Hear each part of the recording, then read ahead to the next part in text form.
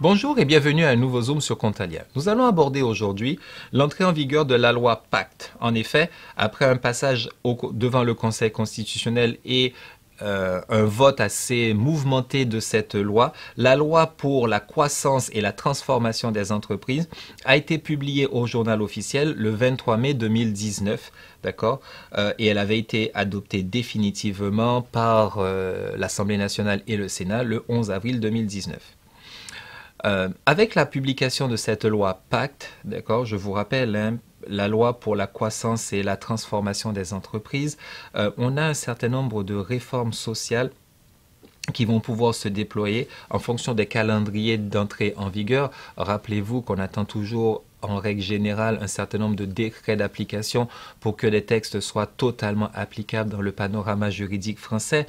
Mais cette loi Pacte, une fois rentrée totalement en vigueur, va permettre de simplifier les règles en matière de seuil d'effectifs sociaux, va permettre d'améliorer les dispositifs d'intéressement de participation et d'épargne salariale et va permettre de renforcer la responsabilité sociale des entreprises et la participation des salariés dans la gouvernance des entreprises, reconnaissant par exemple l'intérêt social et la raison d'être de l'entreprise et faisant évoluer même la définition de la notion d'entreprise.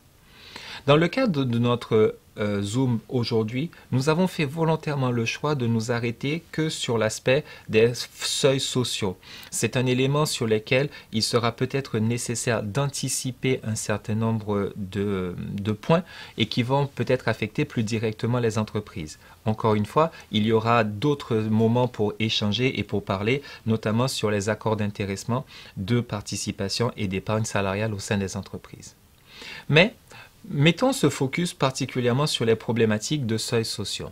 La loi Pacte amène de la simplification, amène des nouvelles modalités de calcul et amène également des logiques de temporisation. Arrêtons-nous sur les règles de calcul de l'effectif.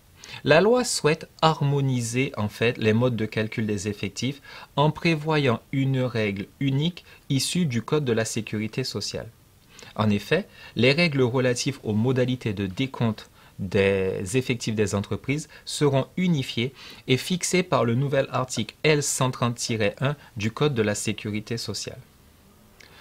Au terme de cet article, l'effectif salarié annuel correspondra à la moyenne du nombre des personnes employées au cours de chaque mois de l'année civile précédente. Cette mesure devrait permettre d'utiliser la DSN et de prévoir un décompte automatique, ce qui est une vraie facilitation et une vraie amélioration de l'organisation que nous pourrons mettre en place au sein de nos services RH. Nous avons un deuxième point issu de la loi qui nous paraît aussi important, une rationalisation des seuils d'effectifs. La loi va privilégier 3 seuils d'effectifs qui seront de 11, de 50 et de 250, ramenant les choses à une lecture beaucoup plus aisée par rapport à la situation précédente. Nous avions, à travers le Code du travail, à travers le Code de la sécurité sociale et d'autres sources, près de 200 seuils différents. Et l'idée, c'est de les simplifier, en simplifier la lecture et rationaliser les niveaux de seuil autour de ces 3 seuils que nous connaissons, que sont 11, 50 et 250. Troisième axe que veut développer la loi, que développe la loi, puisqu'elle est encore une fois entrée en vigueur, ce sont la limitation pendant 5 ans des effets de franchissement de seuil. Nous savons, nous en avions peut-être déjà discuté, que le fait de dépasser un seuil d'effectifs engendre pour l'entreprise un certain nombre d'obligations. Par exemple, la mise en place de représentants du personnel, le paiement de cotisations sociales supplémentaires, l'obligation d'embauche de travailleurs handicapés ou encore le règlement intérieur qui doit être mis en place une fois certains seuils atteints, pour ne parler que de cela. Il existe bien évidemment des dispositifs de gel et de lissage qui est déjà dans le Code du travail actuellement, qui permettent aux entreprises de se préparer lors de l'atteinte des seuils. Mais la loi Pacte aujourd'hui va beaucoup plus loin et les remplace en introduisant une règle simple, d'accord, une fois les calculs effectués. En effet, on va considérer qu'un seuil sera franchi uniquement lorsque celui-ci a été atteint pendant 5 années d'affilée, ce délai de 5 ans redémarrant à chaque fois que l'entreprise passe en dessous du seuil d'effectifs franchi. Cette mesure est supposée protéger les entreprises dont les effectifs fluctuent particulièrement et devrait permettre aussi, même si ce n'est pas clairement exprimé, de lever certains freins à l'embauche.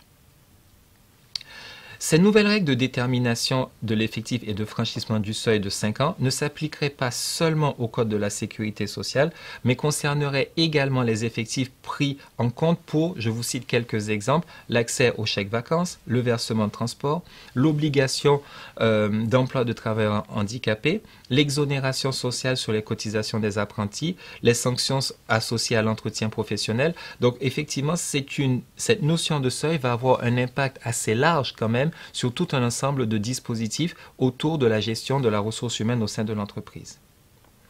La loi profite aussi de modifier plusieurs seuils d'effectifs et relève de nombreux seuils de 20 à 50 salariés. Je vous cite quelques exemples. La loi prévoit par exemple de changer le seuil d'effectif déterminant le taux de la contribution FNAL. D'accord ? Le taux de 0,5 ne serait dû non plus qu'à partir de 50 salariés et non plus 20. La participation des employeurs à l'effort de construction démarrerait ainsi à 50 salariés au lieu de 20. Autre exemple, plus lié au Code du travail, l'obligation de mettre en place un règlement intérieur. L'obligation de mise en place d'un règlement intérieur existe aujourd'hui dans toutes les entreprises à partir de 20 salariés. Ce seuil serait porté à 50 salariés dans le cadre de cette évolution. Et puis enfin, puisque nous avons dit que nous rationalisions les seuils aussi, le seuil qui obligeait à la mise en place d'un local syndical passerait de 200 aujourd'hui à 250. Il y a dans le cadre de cette loi, au moins sur ce point des seuils sociaux et uniquement sur cet aspect, ce volet des seuils sociaux, une vraie volonté de simplification, d'harmonisation et une volonté également de lissage pour permettre aux entreprises d'aborder sereinement une croissance sans que des obligations sociales, une relation collective du travail viennent empêcher un développement. C'est cette volonté qu'on a aujourd'hui à travers la mise en place de ce seuil de 5 ans. Les seuils doivent être franchis, je vous le rappelle, pendant 5 années consécutives et ce décompte redémarrant à chaque fois que l'entreprise, l'effectif de l'entreprise plutôt, viendrait à tomber en dessous du seuil identifié.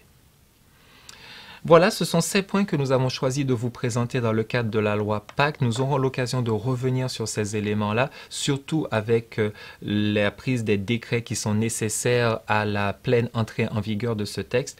Mais c'est un texte qui est important et qui aura un certain nombre d'impacts, tant sur la sécurité sociale que sur notre Code du travail et la relation de travail au sein de l'entreprise en général.